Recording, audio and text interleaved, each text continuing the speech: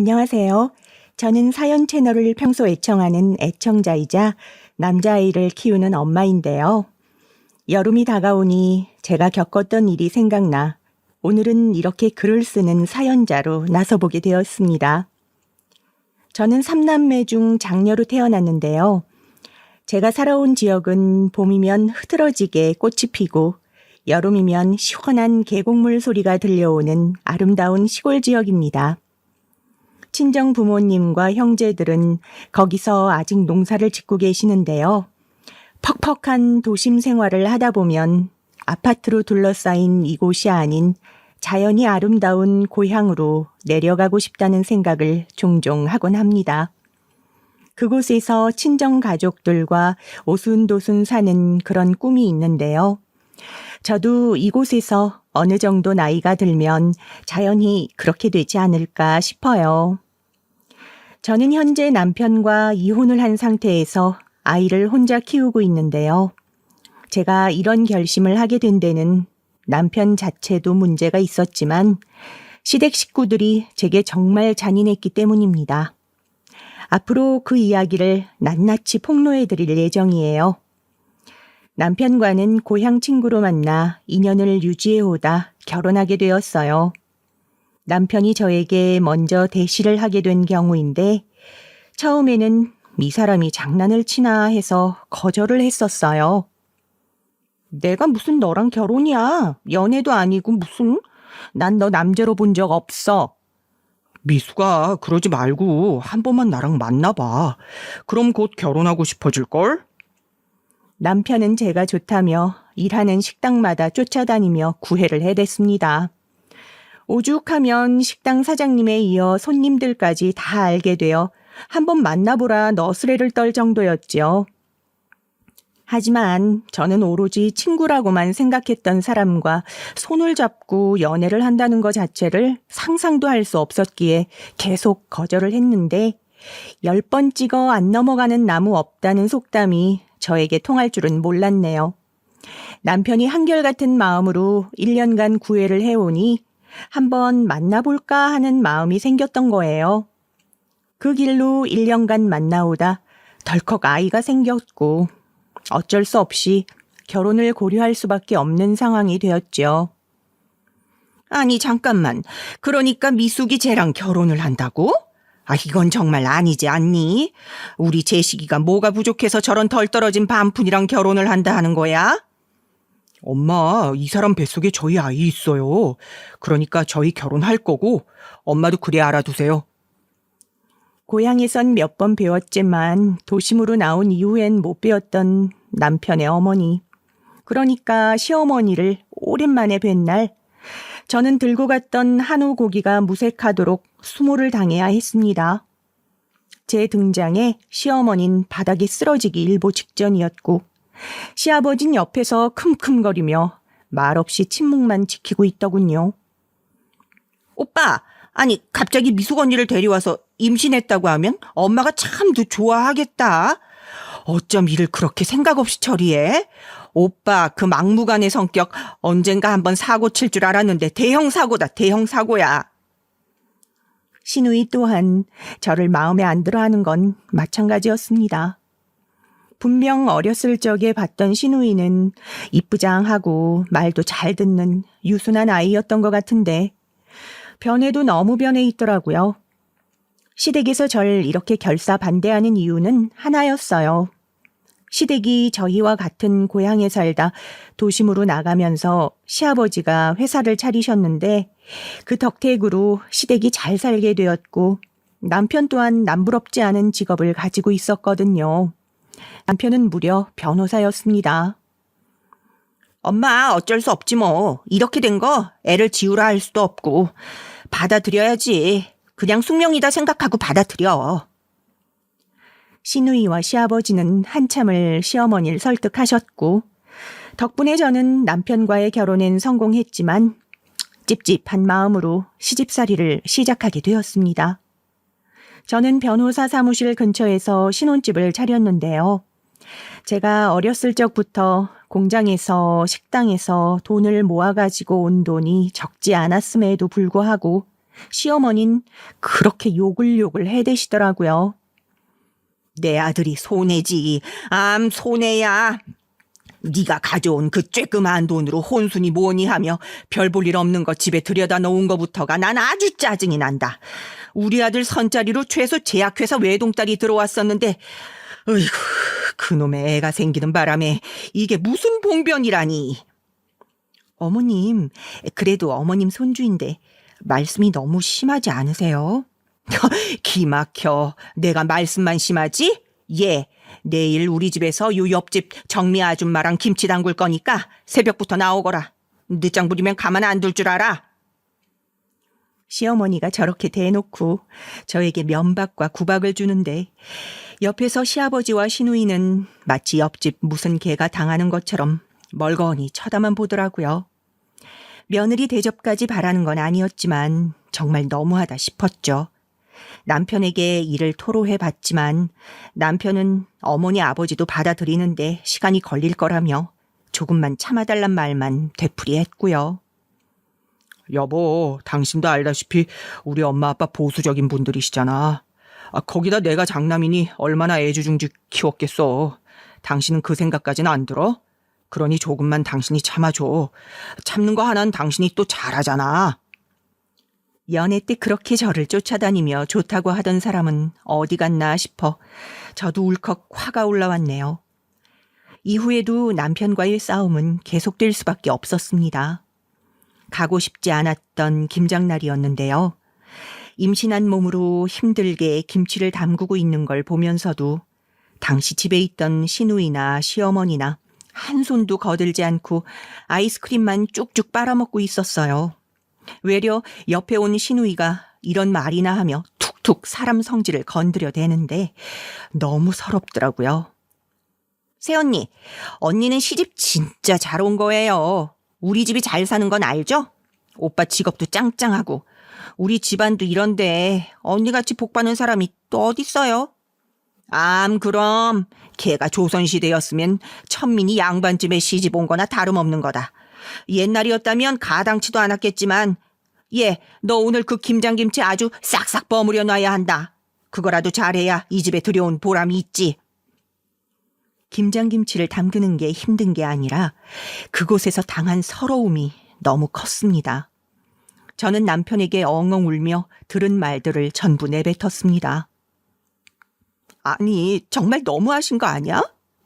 어떻게 며느리 된 나한테 그 중노동을 시키면서 내가 천민이라느니 그런 말을 하실 수 있어? 내가 천민이야? 아니, 우리 엄마 말씀은 그게 아닐 거고. 아무튼 난감하네. 알았어, 내가 엄마한테 그러지 말라고 할게. 하지만 남편의 말은 정말 말뿐이었어요. 남편이 정말 시어머니에게 전화해 단도리를 시켰더라면 저에게 전화가 오시든 난리가 날 터였지만 시댁의 태도는 전과 다름이 없었거든요. 제가 이를 털어놓을 곳은 친정 부모님밖에 없었습니다. 당시 친정 부모님은 싹싹하게 인사하러 온 남편은 마음에 들어 하셨지만 상견례에서 보인 시어머니의 행동을 보시곤 늘 제 걱정에 잠을 못 이루고 계셨어요. 미수가 내가 다른 건 몰라도 그 여자가 그렇게 변했을 줄은 몰랐다. 아니, 사돈이라 불러야 되겠지만 상견례 때도 어찌나 고개를 빳빳이 들면서 자기 자식 자랑만 하든지 네가 부족하다는 걸 대놓고 말하는데 정말 결혼 엎어버리고 싶은 거 겨우 참았지 뭐니. 그래도 여자는 시집 가면 그 집 식구 되는 거니 잘 모시고 살아라. 네가 잘하면 언젠가 사돈도 널 이쁘게 봐주실 게야. 저희 부모님은 옛날 분이시기에 한숨을 쉬면서도 제게 참으라 하셨어요. 저도 그 시절엔 엄마까지 그리 말씀하시니 그러고 살아야 마땅하다고 생각했어요. 몸이 쪼개지는 진통을 겪으며 아이를 낳고 나서도 시부모님은 똑같으셨지만요. 그러던 어느 날 갑자기 저에게 대청소할 일이 있다며 서둘러 오라고 전화가 오신 거예요. 어머님 무슨 일인데요? 아니 글쎄 우리 둘째 놈이 결혼할 여자를 데려온다지 뭐니. 근데 글쎄 직업이 의사란다. 의사. 세상에 이게 무슨 떡이니. 아이고 내 평생 이런 날이 다 오네. 너 얼른 와서 반질반질하게 다 닦아놓고 새벽에 와서 음식 준비까지 나랑 같이 하자꾸나. 우리 둘째 아가가 뭘 좋아하려나. 네, 그간 장가를 못 들고 계시던 둘째 도련님께서 의사 예비 동서를 데리고 온다 하시는 거였어요. 데려올 동서가 의사라고 하니 시어머니 입은 귀에 찢어질 듯 걸려 계셨습니다. 그러면서 저에게 대청소며 음식 준비를 하자고 하는데 무슨 임금님 수라상을 차리는 줄 알았습니다. 반찬 가짓수면 도대체 몇 가지인지 새벽 5시에 출발해 시작한 음식 준비가 낮 12시가 되어서도 끝나지 않더군요. 결국 기름전내를 온몸에 덕지덕지 붙인 5시가 되었을 때쯤에야 일이 끝나고 잠시 쉴 틈이 생겼습니다. 그리고 들어온 예비동서의 등장에 시어머니는 난리가 나셔서 마치 보석을 어루만지듯 동서를 대하시는데 참 저를 대했던 태도와는 상반된 태도였습니다. 그리고 그때부터 동서와 저의 비교도 시작이 되었죠.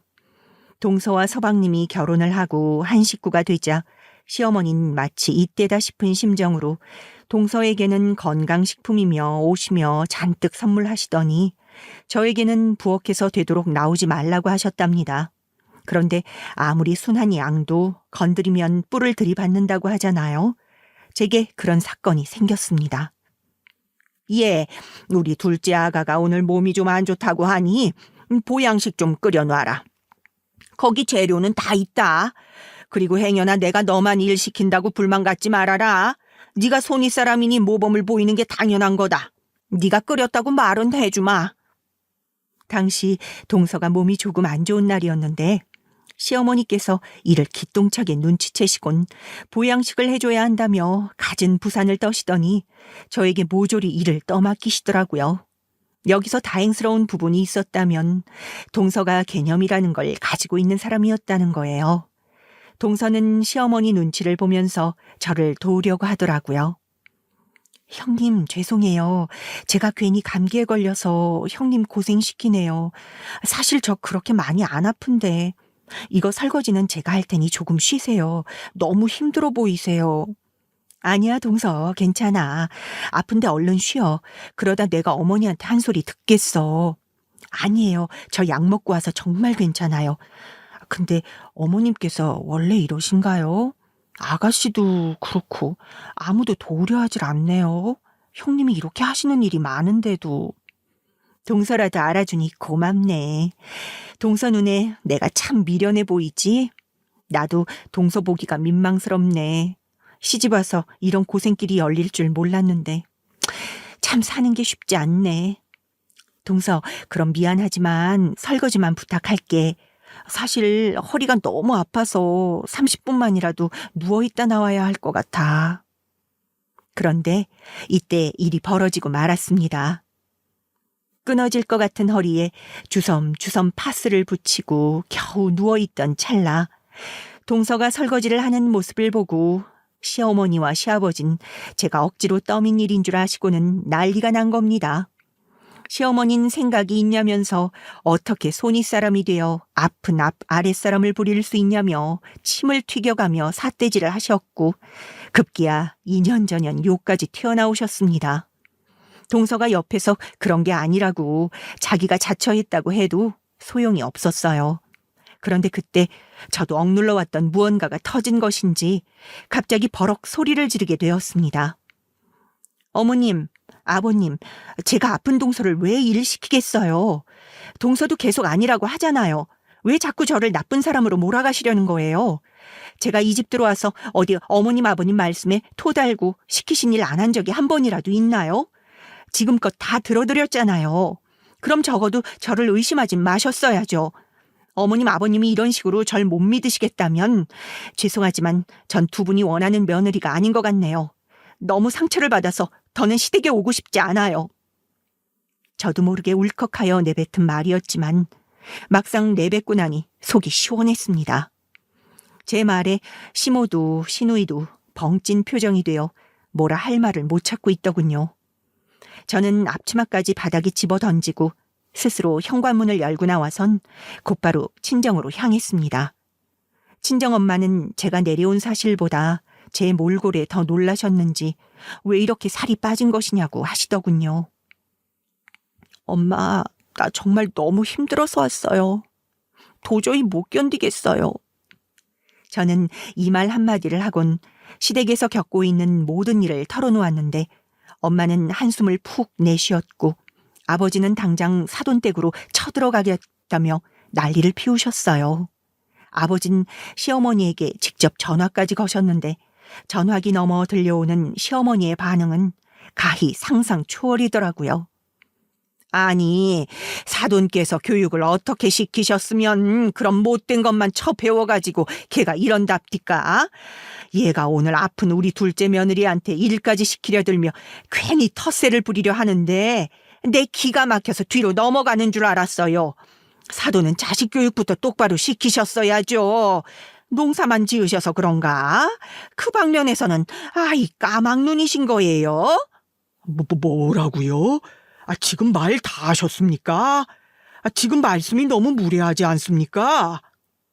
분명 젊은 시절 두 분께서 서로 아시는 사이였고 그때는 정답게 멍을거리도 주고받던 사이였다고 하시는데 아버진 시어머니가 무슨 악귀에라도 씌인 것 같다며 저에게 급기야 이혼하란 이야기까지 꺼내셨어요.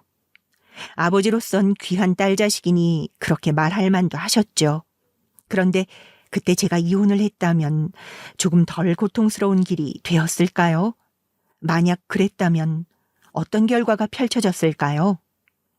결론적으로 말씀드리자면 저는 눈에 어른거리는 아들 때문에 이혼을 선택하지 못했습니다. 안 한 게 아니고 못했어요. 그날 저를 데리러 온 남편은 앞으로 시부모님하고는 최대한 말 섞지 말라며 명절날만 가는 걸로 하자고 눈치를 보며 달래는데 이런 남편이라도 아이에게 아버지는 필요할 것 같더라고요. 저는 품 안에 든 아기를 쓰다듬으며 이 아이가 나중에 커서 장가갈 때까지만, 딱 그때까지만 기다리기로 했답니다.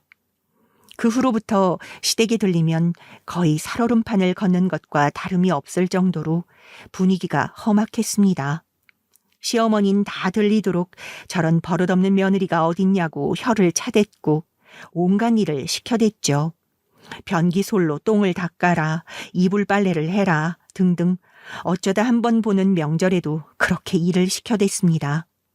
그런데 여기서 시아버지가 가세하기 시작한 게 변화라면 큰 변화였어요. 시아버지는 제가 그날 그러고 나간 것이 충격이었는지 원래는 주전부리나 담배 심부름을 시키고 나선 고맙다는 말이라든지 고생했다 말 정도는 해주셨는데 이젠 저를 보고 이런 말을 하시더군요. 제가 못 들을 거라 생각했는지 제 뒷모습을 향해 조그맣게 중얼거리시는 겁니다. 아들을 낳았으니 쫓아낼 수도 없고 저 모질한 걸. 그 말에 너무 기가 차 심부름한 담배를 책상에 올려놓곤 한 소리를 해버렸답니다. 그날은 동서와 서방님까지 모여있는 명절날이라 저도 참으려 했는데 도저히 안 되겠더라고요. 아버님, 안 쫓겨난다니 그런 말이 어디 있어요? 뭐야? 너 이제 네 시어머니의 모잘남 하다못해 네 시아버지한테도 막대하는 거냐? 너는 위아래도 없어? 이때 남편은 왜 시아버지에게 대들어 일을 크게 만드냐며 오히려 타박을 하더라고요. 시댁 식구, 심지어 남편까지 내 편이 아니란 생각에 정말 세상에 나 혼자 외떨어진 기분이 들어 더 마음이 힘들었답니다. 그런데 참 희한하게도 둘째 동서만이 저를 찾아와 미안해하곤 했어요. 형님, 저 때문에 그날 그런 일까지 당하시고 너무 죄송해서 어떡해요. 둘째 동서는 자기 때문에 부당한 대우를 받는다고 생각했는지 진심으로 미안해하며 시부모님의 타박도 막아주고 우리 아들 선물까지 틈틈이 챙겨주더군요. 저는 친정 여동생이랑 사이가 무척 좋았다가 떨어져 살며 조금 소원해졌는데 동서를 보면 그 여동생이 생각날 때가 있었어요. 그래서인지 동서가 선의로 베푸는 행동들에 저 역시 마음이 동했죠. 그렇게 동서와는 자주 만나지 못해도 서로 전화로 가끔 안부를 전하며 끈끈한 정을 이어오고 있었답니다. 그러다 동서 역시 임신을 하게 되었고 그토록 기다리던 임신인지라 많이 기뻐했어요. 저도 동서가 저희 아들을 보며 아이를 많이 갖고 싶어 했다는 걸 알았기에 진심으로 축하해 주었고요. 동서는 친정엄마가 일찍 돌아가신 터라 산후조리원에 들어갔다 나와선 혼자 몸을 추스리려고 하였는데 이때 저는 동서가 그간 절 도와준 것이 고마워 간간히 집에 들려 도와주기도 했어요. 유난이라고 생각할 수도 있겠지만 그땐 동서만큼 제게 따뜻한 사람이 없었거든요. 물론 출산 선물도 따로 현금으로 챙겨주었고요. 아기용품을 줄까 하다 아무래도 그런 건 알아서 샀을 것 같아 현금으로 준 것이었어요. 그런데 그날 마침 시어머니가 몸에 좋은 한약을 지어왔다며 동서 집에 와 있던 거예요. 시어머니는 현금을 건네는 제게 무엇이 못마땅하셨는지 네 형님이 시부모 용돈은 턱턱 못 내놓으면서 참 출산 선물 그건 챙겨주나 보네. 물론 둘째 아가 네가 당연히 받아야 할 것이긴 하지만은 걔가 돈을 좀 헤프게 쓰는 감이 있다. 그래서 내가 걱정이야. 내 아들 등골 휠까 봐. 하며 저 들리는 앞에서 험담을 하시더군요. 아마도 시아버지께서 요즘 용돈을 적게 주어 생활비가 부족하신지 저러시는 모양이었지만 못 들은 척 무시해버렸답니다. 구박하고 막말이나 하는 시부모님 용돈은 생신이나 명절 아니면 절대 따로 챙겨줄 생각이 없었어요. 거기다 저와 함께 시어머니를 욕해줄 동서가 있었으니 든든하기도 한 건지 어느 순간부턴 예전처럼 상처도 안 받게 되더라고요. 그저 나를 싫어하고 미워하는 사람이 한 명 있구나 정도로 넘기게 되어버렸답니다. 그러던 어느 날 일이 터져버린 것이었죠. 다시금 남편과의 분쟁에 불이 붙어버리고 말았는데요. 시어머니께서 시누이가 결혼을 하게 되었다며 저희 부부를 부르시더니 시누이 결혼 자금으로 저희 부부에게 2천만 원을 요구하는 겁니다. 2천만 원이라뇨? 그건 좀 부담스러운데요. 저희도 요즘 형편이 힘들어서요. 아니, 달라면 줄 것이지 뭐가 그리 부담스러워. 남편이 변호사이긴 했지만 친구 사업에 잘못 투자해 큰 돈을 잃었고 저는 아직 크지 않은 아들을 돌보느라 어디에 나갈 수도 없어 집에서 할 수 있는 부업이라도 알아보고 있는 상황이었어요. 그런데 여기서 남편이 알겠다며 갑자기 자기가 어떻게든 빌려서 주겠다고 하는 겁니다. 그래, 그래야 내 아들이지. 고맙구나. 너는 네 시누이가 이번에 결혼 못하면 노처녀로 굶어 죽기 딱인데 뭔 돈이 그리 아깝다고 뻗대니? 이러다 우리 딸 결혼 못하면 네가 책임질 거야? 저는 황당해 남편을 쳐다보았어요. 지금 남편이 벌이론 택도 없는 자금이었고 지금 나가는 돈으로도 겨우겨우 생활하고 있는 형편에 무슨 2천만 원씩이나 준다는 말인가요? 저와는 상의도 없이 일을 저질러버린 남편에게 너무나 실망스러워 그 자리에서 그만 안 된다고 딱 선을 그어버렸습니다.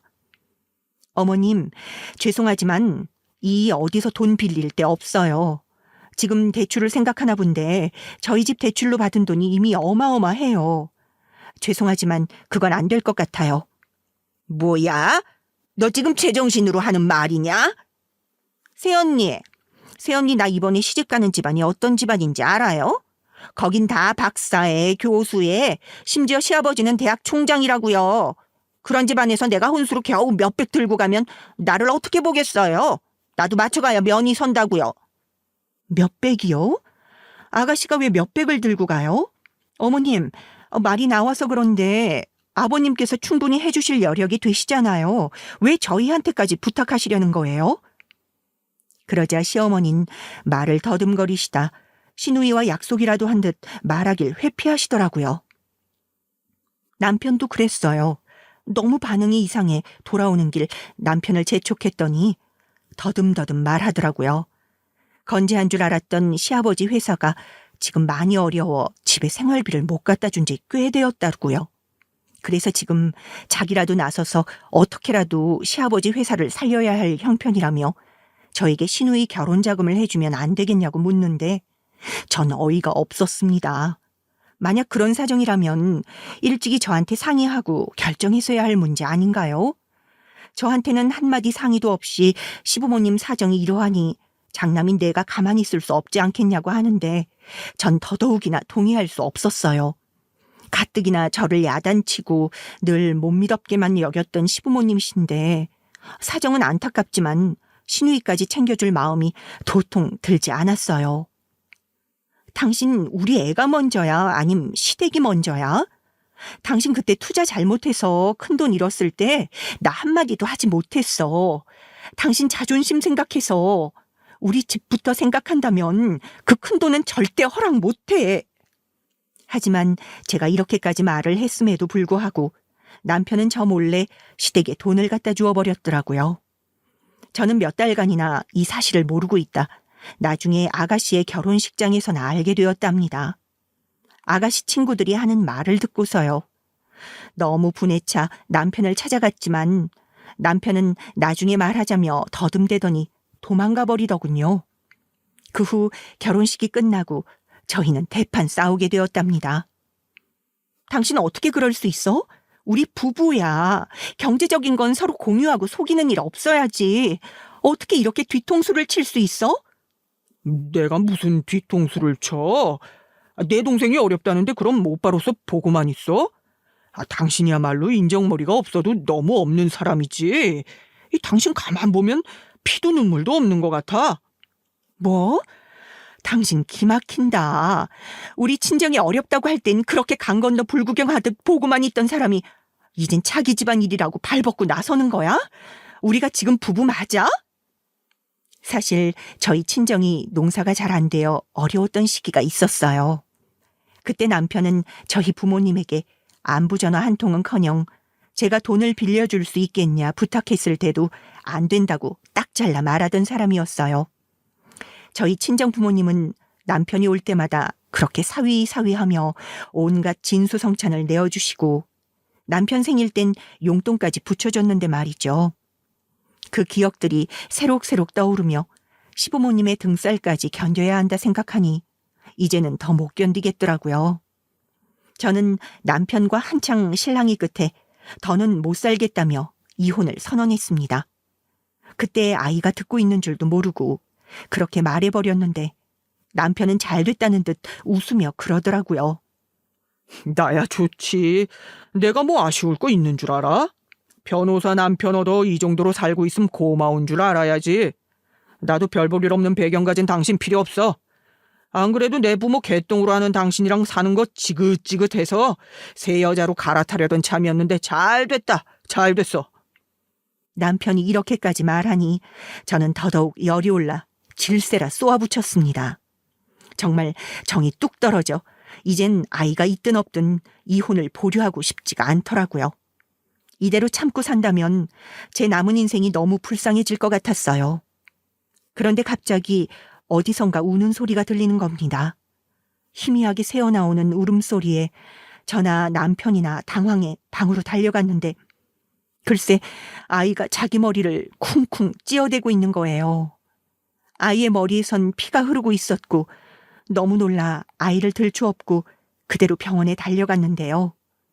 병원에 도착해 아이가 이런저런 검진을 받는 동안 조용히 결과를 기다리고 있는데 새삼 제가 너무 죄인같이 느껴지더군요. 남편도 같은 심정인지 별 말이 없었습니다. 아이는 병원을 나오면서도 한동안 말을 하지 못했습니다. 저와 남편이 싸우는 것이 너무 충격적이었는지 저와 남편 눈도 마주치 못했어요. 태서가, 엄마 봐야지, 응? 왜 엄마를 못 봐? 나 밥 먹을래. 아이는 저와 남편이 무서운 듯 방문까지 꼭 걸어 잠그고 잤습니다. 그 모습을 보며 내 아이도 제대로 보살피지 못한 스스로에 대해 자괴감이 느껴져 너무 괴로웠습니다. 그 이후로도 아이는 회복될 기미가 보이지 않았어요. 오히려 말이 조금 어눌해져 정신과 검진까지 받게 되었는데요. 정신과 선생님께선 아이에게 부모의 싸움은 마치 전쟁과 같은 위험 상황을 겪게 되는 것과 다름없다며 앞으론 아이가 보는 곳에서 부부싸움을 하지 마셔야 한다고 강력히 권고하셨습니다. 저는 그 말을 듣자마자 선생님 앞에서 엉엉 소리내어 울고 말았습니다. 아이에게 너무 미안했기 때문이죠. 남편 역시도 이 사실을 알고 난 이후론 많이 자제하기 시작하더군요. 남편이 저에겐 막 대했을지라도 자기 아이는 애틋하게 생각했거든요. 자기도 홧김에 이혼이란 말을 내뱉긴 했지만 실제로 그럴 생각은 없었다며 앞으로 조심하겠다고 말했어요. 그렇게 부부 사이가 조금 봉합되는 듯 보였습니다. 허나 아이가 나아지고 나중에 조심스레 이 일을 동서에게 털어놓았을 때 동서는 저희 친정 부모님만큼이나 화를 냈어요. 아가씨는 고마운 줄도 모르고 형님한테 고맙단 말 한마디도 없던데 아주버님 정말 도가 지나치셨어요. 모르겠어요. 형님이 그렇게 고생하시며 시댁살이 하시는데 아주버님까지 그러시니 전 형님 마음 가는 대로 했으면 좋겠어요. 그나저나 아이는 괜찮아요? 동서가 그리 말해주니 마음은 고마웠지만 동시에 어렵고 복잡하기도 했습니다. 남편의 시부모의 시누이에 더 버틸 여력이 없었는데 정말 아이란 끈 하나로 살아도 되는 걸까? 스스로도 많은 갈등과 의문이 생기는 나날들을 보내고 있었어요. 그러던 어느 날부터 시어머니께서 시누이가 시집가고 나서 적적하신지 괜히 가족여행을 가자느니 하며 언젠가부터 여행 이야기를 꺼내시더라고요. 그 수발을 누가 들진 뻔했기 때문에 전 조용히 하고 있었는데 시누이가 적극적으로 밀어붙이고 나서더라고요. 다분히 비아냥거리면서요. 그래, 우리 엄마 요즘 많이 외로웠는지 안새가 어두워진 거 봐. 내가 안 챙겨주니까 아무도 엄마를 안 챙겨주나 봐. 에휴, 이럴 땐 큰며느리가 나서서 시어머니 챙겨주고 그래야 하는 건데 말이야. 엄마 미안해. 대신 우리 제주도로 여행 가자. 내가 엄마 모시고 좋은 곳 맛있는 곳 돌아다닐게. 아가씨, 그런 말이 어디 있어요? 시집가서 얌전해지신 줄 알았는데 여전하시네요 정말. 이제 나이도 드셨으면 말 정도는 가려 하실 줄도 알아야죠. 저도 이때는 아이도 커가고 있겠다. 나이도 들었겠다. 시댁에 하고 싶은 말은 당당히 했었기 때문에 큰 소리를 내어 꾸짖었습니다. 결혼 자금을 받아놓고도 고맙단 말 한마디 없는 시누이가 괘씸하기도 했지만 어른들 다 모인 앞에서 대놓고 면박을 주니 화가 나더군요. 그러자 가재는 개편이라고 시아버지가 어른들 앞에서 큰 소리 내는 거 아니라며 시누이 편을 들고 나서더라고요. 시어머니 역시 부글부글 끓어 저를 쏘아보기 시작했습니다. 달라진 게 있다면 남편이 그나마 중재하는 신용이라도 하는 거였죠. 서로 이혼은 최대한 보류하기로 약속했으니까요. 어머니 아버지 그만하세요. 너도 그만해라. 네 새언니인데 그렇게 말하면 뭐가 되니? 네 새언니가 명절이나 생신을 안 챙기는 것도 아닌데 적당히 해. 남편의 말에 시누이는 입을 삐죽 내밀더니 흥하며 냅다 들어가 버리더라고요.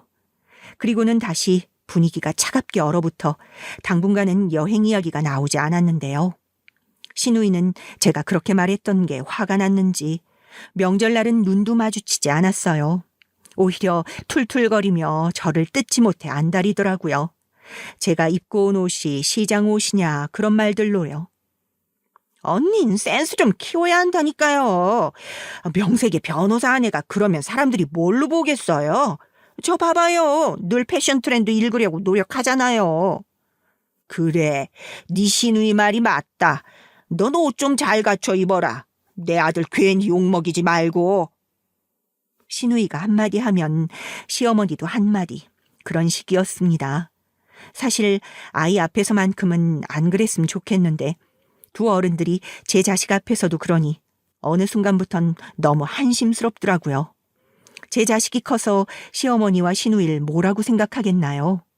지금도 충분히 사고할 수 있는 능력을 가지고 있는 아이인데 창피함을 모르는 인간들이었죠. 오히려 아이가 한 번씩 이런 말을 해 시누이 입을 막아버렸는데 웃음을 참느라 죽는 줄 알았답니다. 그만해요, 고모. 고모 입은 옷도 아주 별로예요. 남자들은 그런 옷 안 좋아해요. 아니, 얘가 뭐라는 거야? 어린아이가 적나라하게 내뱉는 말에 신우의 귀가 아주 새빨개졌죠. 시어머니도 차마 손주가 하는 말이니 뭐라 못하고요. 참 아들이 든든했답니다. 그러던 때 집안에 심각한 일이 생기게 되었습니다. 바로 시어머니가 갑상선 암을 선고받으신 일이었는데요. 시어머니께서 온 가족을 소집해놓고 갑자기 곡을 하시기에 혹여나 시한부 선고라도 받은가 싶었는데 그건 아니었고 다행히 초기에 발견되어 절제하는 수술을 받으면 회복할 수 있다고 하더라고요. 그런데 시어머니는 하루 종일 우시며 저까지 들먹이셨어요. 어떻게 나한테 이런 일이 있을 수 있니? 응? 아휴, 내가 힘들게 살아온 게 다 암으로 왔나 보다. 큰 며느리 눈치 보고 자식 키우며 힘들어 사느라 이렇게 된 거야. 이 세상에 이게 무슨 일이니? 하늘도 무심해라. 하지만 제 눈치를 보셔 암이 생기셨다 한 분이 그날부턴 전화를 하시며 울먹거리는 목소리로 성경 구절을 읽어달라 말씀하시곤 했답니다. 마음속으론 정말 미운 시어머니였지만 병에 걸리니 약해지셨나 보다 하여 한 번은 저드리는 마음으로 원하는 대로 해드렸어요. 남편 역시 자기 엄마가 병에 걸렸다 하니 급격히 기분이 안 좋아졌는지 매일이 적이압이었어요. 저는 그런 집안 분위기 속에서 가끔 찾아오는 시어머니, 남편을 위해 매일 정성스런 밥상을 차려냈답니다. 거기까지가 제가 할 수 있는 최소한이자 최선이었어요. 시어머니는 그 밥상을 보고 처음으로 제 손을 잡으며 고맙다고 중얼거리기도 하더라고요. 수술이란 공포에 질리신 건지 확실히 연약해진 모습을 보이긴 하셨습니다. 시어머니의 수술 날짜는 3달 뒤로 잡혔는데 수술 당일엔 시누이와 남편이 가기로 했기 때문에 가지 않았어요. 시어머니께도 말씀드렸더니 순순히 그러라고 하시더라고요. 그리고 수술이 끝나고 난 후에 뵙기로 했죠. 근데 문제는 이때부터 생겼어요. 시어머니가 퇴원하고 제가 시댁에 방문한 날 종이에 무언가를 써서 저를 보여주더라고요. 아무래도 목소리를 내는 게 아프셨는지 그런 듯 했는데 그 종이엔 시어머니가 수술을 받은 날 제가 오지 않았다는 점을 거론하며 가득 욕을 하신 내용이 적혀 있었습니다. 넌 내가 병까지 걸렸으니 만만했니? 내가 아주 뒤졌으면 좋겠다고 생각했지. 어떻게 며느리로서 시어머니 수발은 못 들 망정 이제야 찾아와서 얼굴을 빼꼼 내밀 수가 있냐? 그러고 가서 마음이 아주 편하디? 수술 받기까지 제가 차려드렸던 그 집밥이며 읽어드린 성경 구절이며 그 모든 노력은 누굴 위한 것이었을까요? 억울한 마음이 올라오는 게 느껴졌어요. 저도 모르게 입술을 꼭 깨물다 시어머니에게 말씀드렸습니다. 어머님, 남편이 간다고 해서 제가 가지 않은 거예요. 어머님도 오지 말라고 하셨잖아요. 그러자 시어머니는 종이에 다시 휘갈겨 쓰셨습니다. 망할년이라고요. 그 한마디에 시어머니의 모든 분노가 압축되어 있었습니다. 더 말하고 싶지 않더군요. 저는 나름 좋은 마음으로 밥도 차려드리고 집도 치워드리기 위해 간 거였는데 말이죠. 집에 와 있던 시누이는 마침 이 광경을 보곤 혀를 차기 시작했어요. 어머, 새언니 이제야 와서 뭐해요? 엄마 많이 화났어요. 언니가 오길 기대했는데 안 왔다고. 참, 우리 엄마 불쌍하다 불쌍해. 며느리한테 이런 대접이나 받고 말이야. 엄마, 대신 내가 잘해줄게. 딸이 출가 외인이란 말은 다 옛말이야. 아가씨, 저는 그런 게 아니에요. 남편한테 못 들으셨어요? 뭘요? 시누이는 제가 무슨 말을 하는지조차 이해 못하더라고요. 달했죠. 저도 모르게 웃음이 나와 그냥 그대로 집 밖을 나오고 말았습니다. 제 뒤로 시어머니가 욕하시는 소리가 한 다발 들려왔지만 속으로는 칼을 품은 채 꿋꿋이 걸어갔어요. 다신 명절 외엔 방문하지 않겠다고 다짐하면서요. 그러던 어느 무더운 여름날 여지없이 시어머니의 생신은 다가왔습니다. 하필 감정이 좋지 않을 때 생신까지 겹쳐져 마음이 더욱 불편했는데요. 동서가 먼저 전화를 걸어왔더라고요. 시어머니께서 직접 생신상 차려드리길 원하는 것 같다고요. 전화 동서의 입에서 동시에 한숨이 뿜어져 나왔습니다. 그래, 원하신다면야 어쩔 수 없지. 시어머니께서 한 차례 암에도 걸리셨겠다. 이젠 정말 진짜 며느리들에게 대접을 받고 싶으시다며 진수성찬으로 차려달라고 주문을 하셨는데요. 아무쪼록 그날은 시어머니 생신인지라 동서와 함께 상을 차리고 겨우 한술 뜨고 있었는데요. 일이라곤 하나도 돕지 않았던 시누이가 상이 다 차려졌을 때 즈음에 와선 명랑한 목소리로 또다시 그놈의 여행 이야기를 꺼내더라고요. 엄마, 여행 못 가서 섭섭하지 않아? 그러지 말고 우리 물놀이라도 가자. 날씨도 더운데 시원한 계곡물에 발도 담그고 바람도 쐬고 어때? 아이고 됐다. 그거 가면 우리 첫째 며느리가 좋아하겠어? 엄마는 며느리 눈치 보여서 못 간다. 엄마 무슨 그런 말을 해. 당연히 좋아하지. 새언니도 좋죠? 우리 오랜만에 송추 계곡으로 가요. 내가 갔다 온 친구 말 들어보니까 물도 엄청 깨끗하고 시원하대요. 거기서 고기도 먹고 그러자, 응? 시누이는 한껏 들뜬 목소리로 송추 계곡 이야기를 하는데 머리에 종이 친 것처럼 딩딩 골이 아파오더군요. 당연히 가기 싫었지만 어쩔 도리가 있었겠어요. 그렇게 마지막이라고 생각하고 간 계곡이었어요. 그때까지만 해도 무슨 일이 일어날지 제 인생에 어떤 결정이 내려질진 상상도 못했답니다. 다행히 계곡을 간단 말에 아들도 좋아하니 기분이 한결 나아지긴 하더라고요. 하지만 계곡에 도착하기 전부터 야단이 일었는데요. 저희 집 차가 큰 차량이어서 시부모님을 저희 집 차에 태우고 시누이는 동선의 차에 타 두 차로 가기로 했는데 시부모님이 가는 내내 말썽을 부리시는 겁니다. 어린아이처럼 중간중간 갑자기 화장실이 가고 싶다는 둥, 왜 이렇게 음악이 우중충하냐는 둥, 온갖 말로 괴롭히더라고요. 나 좋아하는 트로트로 틀어봐라. 넌 아직도 내가 뭘 좋아하는지 모르니? 그런 젊은 애들 노래 들어서 흥이 나겠어? 오랜만에 나도 물놀이 나가보는 건데 벌써부터 기분이 가라앉는다.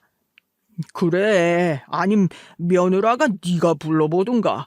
아니다, 너 음치라고 했지? 에이, 그럼 됐다. 부르지 말아라. 괜히 가기 싫어질라. 장난스레 하시는 말이라도 저희 아이까지 있는 마당에 그렇게 괜히 퉁을 주니 너무 기분이 상하더라고요. 아이 역시 할머니 할아버지가 그러시는 거에 기분이 나빴는지 제 손을 만지작거리며 눈치를 보았습니다. 정말 아이 때문에 참으며 갔네요. 그런데 문제는 계곡에 도착하고 나서였습니다.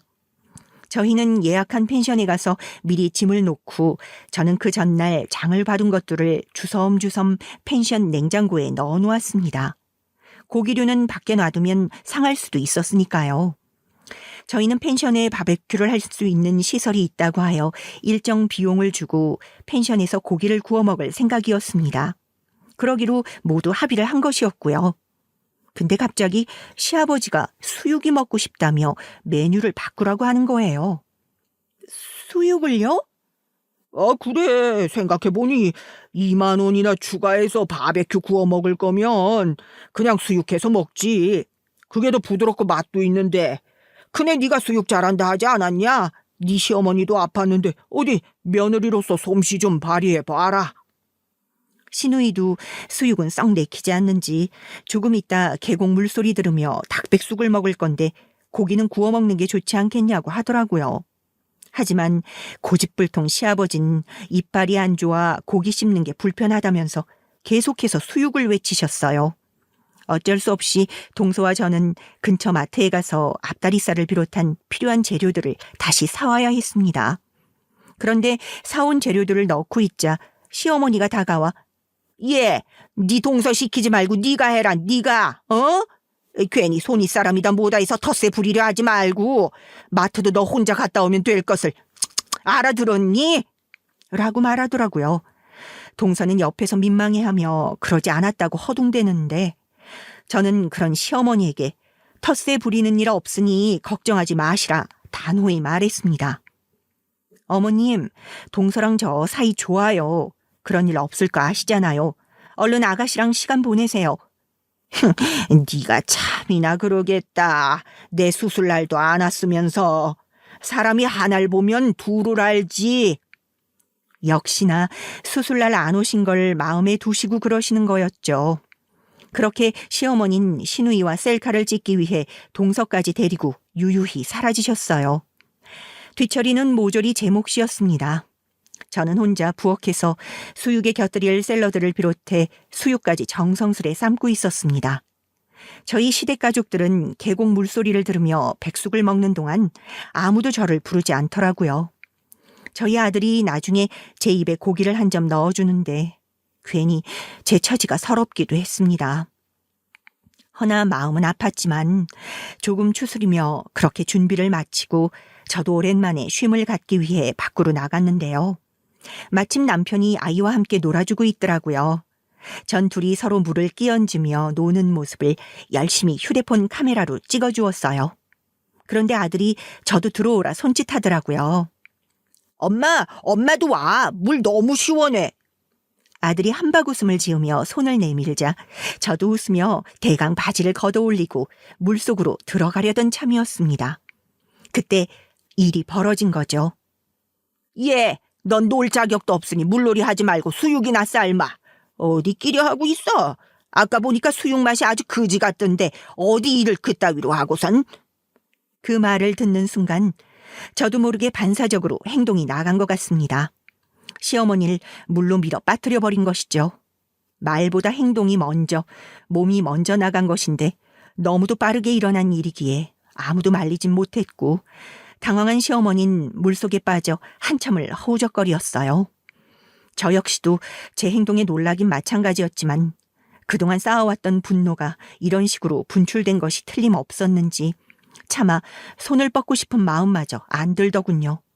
그런데 남편이 와서 서둘러 시어머니를 일으킨 후 갑자기 커다란 손을 들어 제 뺨을 치더라고요. 모두가 보는 앞에서 말입니다. 당신 미쳤어? 지금 어디다 손을 대? 우리 엄마 다치면 어쩔 뻔했어? 가뜩이나 힘드셨던 분이. 순간 볼이 확 달아오르는데 모멸감이 들더라고요. 저도 가만히 있지 못했습니다. 당신은 내가 지금 여기 와서 종 취급을 받고 있는데 가만히 두고 보고 있어? 당신이야말로 하자야. 저는 그대로 시어머니에 이어 남편마저 밀어 계곡물에 빠뜨려 버렸어요. 수영을 못하는 남편 역시 얕은 물에도 똑같이 허우적거리는데 그 꼴이 새삼 웃기더라고요. 제가 비웃자 남편이 씩씩거리며 저에게 달려드는데 동서와 서방님이 남편을 말렸습니다. 그리고 전 그대로 펜션으로 들어가 수육을 삶은 통을 들고 왔어요. 네, 예상하셨겠지만 수육을 들어 아주 시원하게 남편의 얼굴에 던져버렸습니다. 자, 고기 맛 봐라. 맛있지? 이제 네가 삶아. 그리고 전 아들 손을 잡고 유유히 떠났습니다. 돌아오면서 곰곰이 생각해보니 이젠 정말로 이혼이 답이더라고요. 아들에게 잘 설명해 준다면 언젠가 아들도 이해해 줄 것 같았어요. 이미 아들은 제가 힘들어하고 있다는 걸 아는지 엄마가 원하는 대로 했으면 좋겠다는 또래답지 않은 성숙한 말을 해주는데 괜스레 눈물이 나더라고요. 저는 그렇게 큰 결정을 내리며 집으로 왔고 나중에 이 일을 동서에게도 이야기했어요. 마음속 동아줄처럼 의지하고 있었던 동서도 역시나 제 결정을 지지해 주더라고요. 형님, 잘 생각했어요. 저 사실 그날 형님이 내내 그런 취급받는데 못 도와드린 게 너무 죄송했거든요. 제 친구 중에 괜찮은 변호사가 있어요. 혹시 소송할 때 필요하시면 말씀하세요. 이때 동서가 정말 큰 도움을 주었는데요. 동서는 제게 변호사까지 지원해 주겠다고 말했고 자기 지인 변호사에서 사무실에서 일해보지 않겠냐며 일자리도 제안했어요. 경제력이 필요했던 제게 너무도 반가운 제안이었죠. 남편은 물론 절대 아들을 넘기지 않겠다며 온갖 비열하고 더러운 법정 싸움을 이어가려고 했지만 동서가 소개해준 변호사가 유능했던 건지 덕분에 저는 양육권 소송에서 승리해 아들을 키울 수 있게 되었고 남편에게 위자료도 얻어낼 수 있게 되었습니다. 이제 형님 동서 사이는 아니지만 동서만이 내 편이었던 곳에서 동서 덕분에 버틴 것 같아. 그리고 이번에도 동서 덕을 톡톡히 본 것 같아. 정말 고마워. 아니에요, 형님. 당연한 일을 한 걸요. 앞으로도 서로 의지하는 사이가 되었으면 좋겠어요. 그렇게 고마운 동서와는 친한 언니 동생 사이가 되기로 하며 지내게 되었습니다. 그런데 여기서 끝이 아닙니다. 그 일이 있고 난 후 전 시댁이 저를 찾아오게 된 건데요. 제게 손주를 뺏긴 게 분하셨는지 시어머니가 절 찾아와서 손주를 내놓으라며 난리가 난 것입니다. 동서에 대한 배신감도 크셨는지 동서까지 거론하여 온갖 난리를 치더라고요. 네 년이 착한 둘째 아가까지 홀라당 꼬셔가지고 내 손주를 빼서 너 정말 죽어보고 싶으냐? 응? 천한 것을 받아줬으면 고마운 줄 알고 충성할 것이지 어디 감히 이혼이니 뭐네 하며 내 아들을 이혼남 만들어? 네가 잘난 게 뭐 있다고? 네, 어머님. 저 잘난 거 하나 없고 어머님 말대로 저는 어머님 아들 이혼남 만들면서까지 이혼했는데요. 지금 너무 행복하네요. 뭐야? 우리 애도 남편 없는 거 잘 받아들이고 있고 저도 남편 없으니 너무 행복해요. 처음부터 이랬어야 했는데 제 결정이 너무 늦었죠? 지금에서야 진짜 자유가 뭔지 알게 된 것 같아요. 잘난 이혼난 남편에게 걸맞는 며느리 어머님이 한번 찾아보세요. 아, 그리고 한 번만 다시 제 집에 함부로 쳐들어오면 경찰에 신고를 하든 경비원을 부르든 할 테니까 다시는 오지 마세요. 아유, 세상에. 시어머니는 그 자리에서 거의 졸도할 듯 쓰러지셨고 옆에 있던 시누이는 시어머니를 모시고 재빠르게 빠져나갔습니다. 저는 그 후 동서의 지인 변호사 사무실에서 일하면서 틈틈이 생활비를 벌었고 하늘이 도와 뜻밖의 행운까지 거머쥐게 되었어요. 서방님이 조심스럽게 알려주신 주식에 돈을 넣었는데 그게 우연찮게 몇 배로 뛰면서 경제적인 여유를 얻게 되었거든요. 그리고 재테크에 관심이 생겨 블로그에 재테크 정보들을 공유하며 가끔 유튜브에 영상도 올리는 일을 하게 되었습니다. 무엇보다 지금 아들을 키우는 엄마로서 행복한 나날을 보내고 있어요.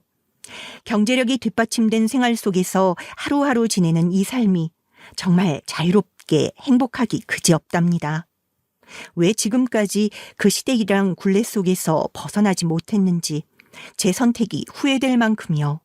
아, 그리고 궁금해하실 것 같아 말씀드리는데 다행히 우리 아들은 저의 결정을 이해해 줬어요.